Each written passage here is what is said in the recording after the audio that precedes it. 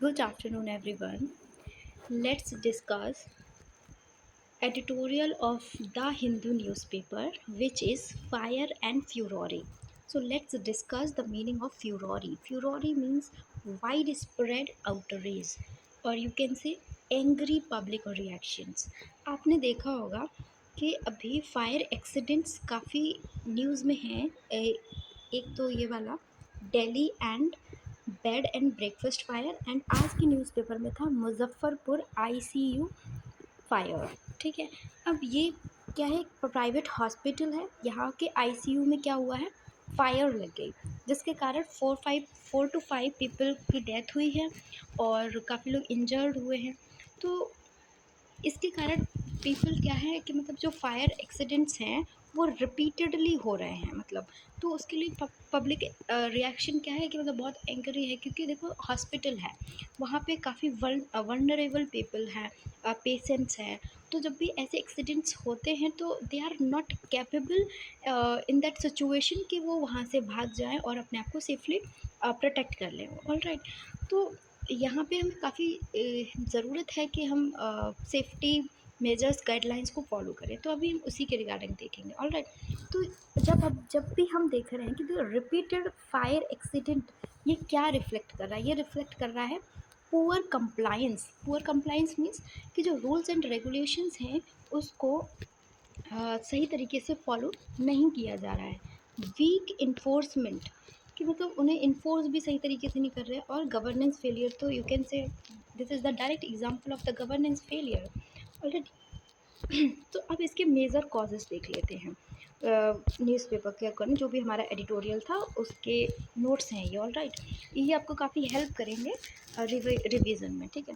तो पहला जो मेजर कॉज है that is poor safety audit. Poor safety audits का मतलब क्या है कि जब इंस्पेक्शंस हो रही है तो इंस्पेक्शन फेलियर है एक। तो ये कैसे कि जब आप इंस्पेक्शन के लिए आ रहे हैं तो वहाँ पे आपने सही से इंस्पेक्शन नहीं किया है, जो आपकी रिपोर्ट्स हैं वो इनएक्यूरेट हैं, वहाँ पे सेफ्टी मेजर्स सही से फॉलो नहीं किया गया, लेकिन आपने उन चीज़ों के रिगार्डिंग सही स्टेप्स नहीं लिए हैं, रिपोर्ट भी सही से मैनेज नहीं किया है, मतलब रिकॉर्ड्स भी गलत हैं उसके। तो ये हो गया। दूसरा चीज़ है सेफ्टी इग्नोर्ड। सेफ्टी इग्नोर की जा रही है कैसे, मतलब फॉर एग्ज़ाम्पल मैं आपको बता देती हूँ कि हम इस चीज़ को समझेंगे कि मान लो कि हम कौन हैं, एक ओनर हैं। ओनर किस चीज़ के हैं, मान लीजिए कि आप किसी प्राइवेट हॉस्पिटल के ओनर हैं। All right. तो अब क्या है कि जब तक हमारे यहाँ पे कोई इंसिडेंट नहीं हुआ है, फायर नहीं लगी हुई है, एक्सीडेंट कोई नहीं हुआ है, तो हम सोचेंगे कि भाई हम क्यों फायर एक्सटिंग्विशर्स पे खर्चा करें, क्यों हम इमरजेंसी एग्ज़िट को मतलब लॉक्ड ना रखें, या मतलब अच्छे से रखें उस चीज़ को, फायर अलार्म्स प्रॉपर्ली वर्क करें। इन सब में क्या है, पैसे लगाने हैं आपको। जब वो चीज़ आपको नहीं हुई है तो आप नहीं चाहोगे, क्यों? क्योंकि ओनर का जो पर्सपेक्टिव है that is about the profit. वो क्या चाहेगा, प्रॉफिट चाहेगा। और वो यहाँ पे जो सेफ्टी के लिए इतनी सारी चीज़ें करनी हैं उसको, तो वहाँ तो उसका पैसा इन्वेस्ट हो रहा है। ठीक है। तो वो डेलिबरेटली इस चीज़ को इग्नोर कर देते हैं। That is about the safety ignored. All right. अब third point is the illegal modification. Illegal modification से आप कैसे समझें कि मान लीजिए ये कोई पीस ऑफ लैंड है। All right. तो अगर आपको परमिशन मिला है, अलाउ किया गया है कि इस लैंड में आप मान लीजिए ये होटल बना रहे हैं आप। ठीक है। तो आप इस लैंड में 4 रूम्स बना सकते हैं, मान लीजिए आपको 4 रूम का अलाउड है। बट आप कौन हैं, आप तो ओनर है ना। ठीक है। आप ओनर है, आपको क्या चाहिए, प्रॉफिट चाहिए। ठीक है। तो अब आप प्रॉफिट चाहिए तो आप क्या करेंगे कि यहाँ 4 की जगह आप इतना रूम्स बना देंगे। ठीक है। अब आपका क्या हो जाएगा, प्रॉफिट बढ़ जाएगा। बट ये क्या है, आपने इलीगल मॉडिफिकेशन किया है। तो ये चीज़ हो गई। चौथा क्या है, lack sorry, just a minute. चौथा आपका क्या है, lack of accountability. Lack of accountability से आप क्या समझ रहे हैं? लैक ऑफ अकाउंटेबिलिटी क्या मतलब, मान लीजिए कि जैसे इस वाले केस को ले लें, नहीं मतलब समझ लीजिए कहीं पे भी आग लग गई है, फायर लग गया। ठीक है। अब ओनर क्या बोलेगा, कि फायर क्यों लगी है, बताइए। ओनर बोलेगा, ओनर ब्लेम करेगा अथॉरिटीज़ को, ठीक है, कि ये किसकी गलती है, अथॉरिटी की गलती है, अथॉरिटीज़ की गलती है, अथॉरिटी को ब्लेम करेंगे, ठीक है। एंड अथॉरिटीज़ किसको ब्लेम करेंगी, अथॉरिटीज़ ब्लेम करेंगी ओनर को, समझ रहे हैं आप। तो कोई भी, नो वन एक्सेप्ट नहीं कर रहा है, कोई भी एक्सेप्ट नहीं कर रहा है अपनी रिस्पॉन्सिबिलिटी को, तो that is called the lack of accountability. हाँ, गॉट इट। तो ये सारे, अब देखो ये, अब आपको कनेक्ट करना है कि ये चारों चारों रीजंस कैसे करके इन चीज़ों को बोल रहे हैं। कि पुअर कंप्लाइंस, देखिए कि इलीगल मॉडिफिकेशन हो रहा है, ठीक है, पुअर कंप्लाइंस है इस चीज़ का एग्जांपल, वीक इन्फोर्समेंट है, ठीक है, पुअर सेफ्टी ऑडिट्स वगैरह, lack of accountability, governance failure, ये आप इन चारों को समझ पा रहे हैं ना, ये कैसे इससे रिलेटेड है, ठीक है। तो ये हो गया आपका। अब देखते हैं कि इस चीज़ को कैसे सही करें, इसके लिए सोल्यूशन क्या है। तो वे फॉरवर्ड मैंने रेड पेन से लिखा हुआ है, आप देख पा रहे हैं। तो मैंने उसी से, आपको ज़्यादा दिमाग नहीं लगाना है, आपको इसी से सोचना है। पुअर सेफ्टी ऑडिट से कि मतलब आपका इंस्पेक्शन सही नहीं है, तो आप क्या करें, स्ट्रिक्ट इंस्पेक्शंस करें, ठीक है, रेगुलर और स्ट्रिक्ट इंस्पेक्शंस हों, रेगुलर फायर ऑडिट्स वगैरह हों कि रिपोर्ट्स वगैरह सही से मेंटेन हों पूरा, ठीक है। अगर legal modification, sorry illegal modification हो रहा है इफ़, ठीक है, तो आप क्या करें, स्ट्रॉन्ग पेनल्टीज़ लगाएं, ठीक है। और लैक ऑफ अकाउंटेबिलिटी की जगह पे आप क्या करेंगे कि जहाँ पे भी रूल्स फॉलो हो रहे हैं, रूल्स फॉलो हो रहे हैं, ठीक है, तो आप क्या करेंगे, उनको इंसेंटिवाइज करेंगे, इंसेंटिव्स देंगे, जिससे कि क्या होगा कि वो और मोटिवेट होंगे लोग, मतलब लोग, ओनर, और ये, जिससे कि क्या होगा, वो सेफ्टी मेजर्स को लेने के लिए काफ़ी मोटिवेटेड रहेंगे क्योंकि इंसेंटिव्स मिल रहे हैं।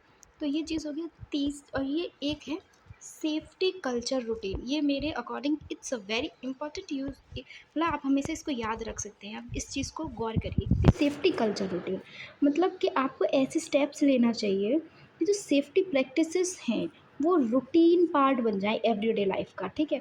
तो फिर तब जाके क्या होता है कि आपका एक सेफ्टी वाला इन्वायरमेंट क्रिएट होगा, कल्चर जब जब हो जाएगा उस चीज़ का, ठीक है। तो ये मुझे काफ़ी अलग पॉइंट लगा, मतलब इट्स नॉट कि मतलब कोई बहुत हटके पॉइंट है, बट हाँ, जब जनरली जब हम अंडर प्रेशर सोचते हैं ना चीज़ें, तो हम ये सारी, मुझे लगता है, सोच लेंगे कि रेगुलर इंस्पेक्शन हो गया, फायर ऑडिट्स रेगुलर नहीं होने चाहिए, पेनल्टीज़ लगाओ, सेफ्टी के रूल्स के इंसेंटिव्स दो, ठीक है। तो ये वाला एक चीज़ है कि सेफ्टी कल्चर रूटीन बन जाए अगर, ठीक है। तो ये हमारे वे फॉरवर्ड होगा। तो इतना ही था। अब देखो, जब भी ऐसे इंसिडेंट हो रहे हैं फायर, तो ये हमारा किससे रिलेटेड है, ऑफ कोर्स ये गवर्नेंस फेलियर तो है ही, पुअर कंप्लायंस, वीक इन्फोर्समेंट, तो ये सारी चीज़ें सही होनी चाहिए। अब देखो मैंने कुछ लाइंस लिखी हैं, यू कैन से इसको कंक्लूडिंग लाइन बोल सकते हो, या फिर अपने आंसर राइटिंग में कहीं पे भी यूज़ कर सकते हो। तो that is the disasters are often symptoms of deeper governance failure, कहीं कहीं मैंने शॉर्ट फॉर्म लिखा है, तो आप अपने अकॉर्डिंग, इसीलिए मैं एक बार रीड करके बता देती हूँ आपको, तो आप लिख सकते हो। तो ये है governance failure rather than isolated accidents, ठीक है। दूसरा, accountability must extend beyond individual negligence to institutional responsibility. Third, tragedy is often the product of immediate trigger and long standing systemic failures. Fourth, sustainable public safety doesn't sorry sustainable public safety depends not merely on regulation but on a culture of compliance, accountability and enforcement, ठीक है। ये मुझे line काफ़ी अच्छी लगी, आप read कर सकते हैं इसको। देन मुझे कुछ वर्ड मिले जो मुझे लगता है कि आपकी कैब को अच्छा करेंगे, हालांकि उसमें बहुत सारे वर्ड्स थे, लेकिन फॉर द प्रैक्टिकल यूज़ हम बहुत सारी चीज़ें एक बार में रिमेंबर नहीं कर सकते हैं, डेली न्यूज़पेपर आने, तो हम धीरे धीरे कुछ कुछ चीज़ें सीखेंगे साथ में, ठीक है। तो ये आज मैंने नया वर्ड सीखा, that is digital cause. Digital cause का मतलब इनडायरेक्ट कॉज, ठीक है। दूसरा वर्ड सीखा मैंने रेड हेरिंग। रेड हेरिंग मतलब a distraction from the real issues. तो ये दो वर्ड हैं आज के, जो मैंने नए सीखे हैं। मे बी आपको पहले से आते हों, मुझे नहीं आते थे। ठीक है, अब इसका ऐसे मैंने एग्जांपल दे दिया है कि आप समझ पाएँ। तो weak governance as a digital cause, मतलब फायर एक्सीडेंट्स बहुत ज़्यादा हो रहे हैं तो उसका एक इनडायरेक्ट कॉज क्या है, वीक गवर्नेंस भी एक इनडायरेक्ट कॉज है उस चीज़ का। दूसरा कि political blame game is a red herring, मतलब पॉलिटिकली अब इस चीज़ को ब्लेम करना कि इस चीज़ इसकी वजह से हुआ, उसकी वजह से हुआ, वो सिर्फ और सिर्फ क्या है, डिस्ट्रैक्शन है फ्रॉम द रियल इश्यूज।